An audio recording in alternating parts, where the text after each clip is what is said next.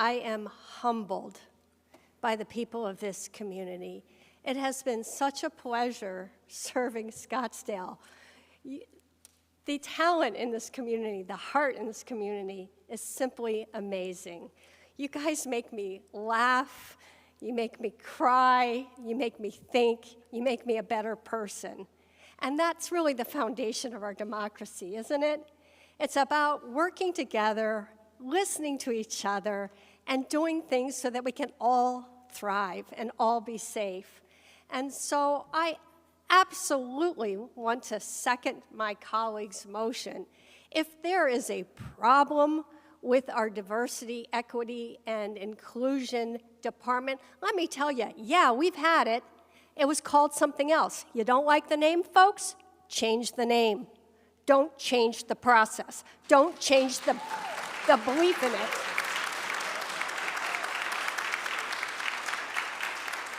And I want to be clear that the policemen that are keeping you safe tonight, they were hired based on merit. And the water scientists that are making sure you can drink and survive tap water, yeah, they were hired based on merit. This ordinance was done behind the scenes without a public process and serves no purpose.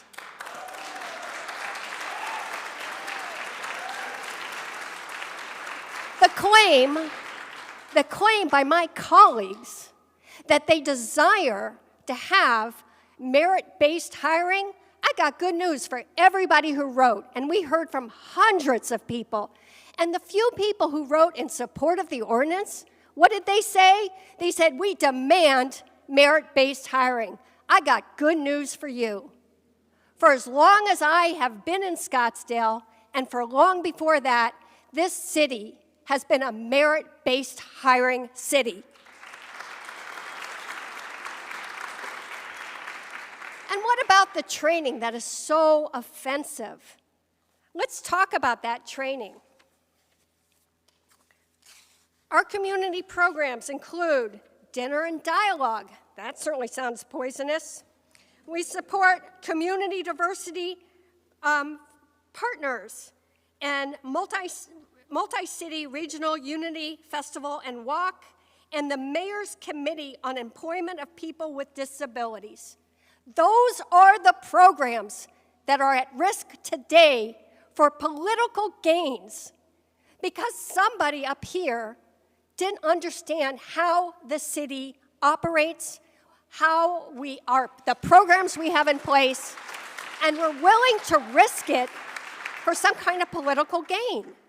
Now let's talk about how did we end up with this horrible ordinance? As I mentioned, it was done without community process. And I get it. When we get up here as council members, I've been up here 6 years, we don't know a whole lot, okay? Anybody can get elected as long as you get the people who, think that they represent you. That's fine. We're up here to learn. And the way you get an ordinance done is, A, you identify a need, and often that need is identified by the very community that you serve. And then you start a community process, just like we did with every ordinance that we have that pertains to social and environmental issues. We bring the community together because the 7 of us don't know everything, so we have to listen to you. And then we bring in the experts, and we bring in our staff, and we design an ordinance that actually solves a problem and does not undermine anybody, but lifts everybody up.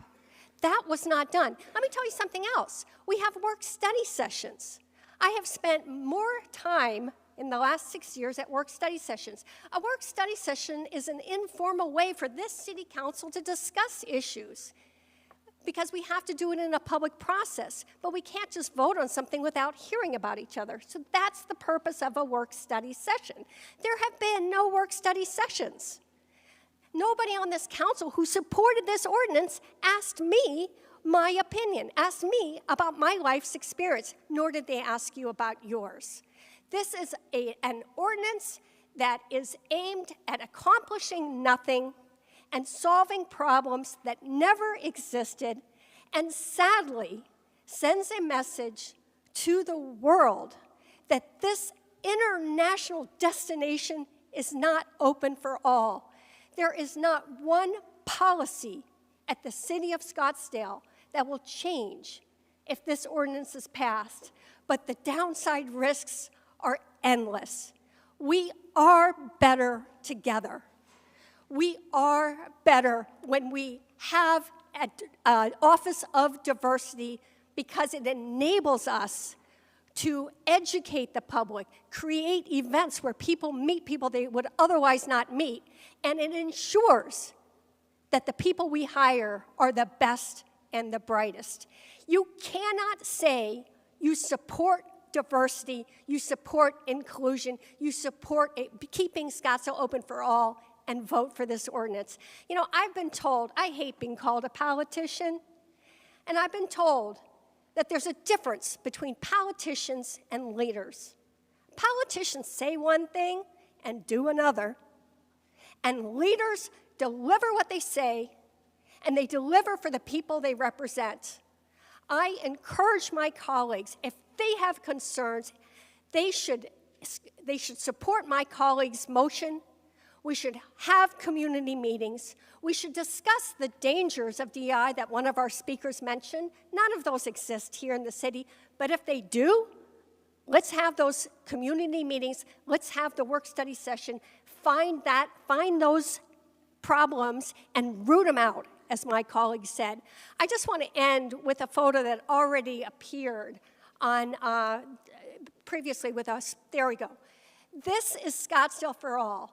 This is the picture that my colleagues supporting this ordinance said is poisonous.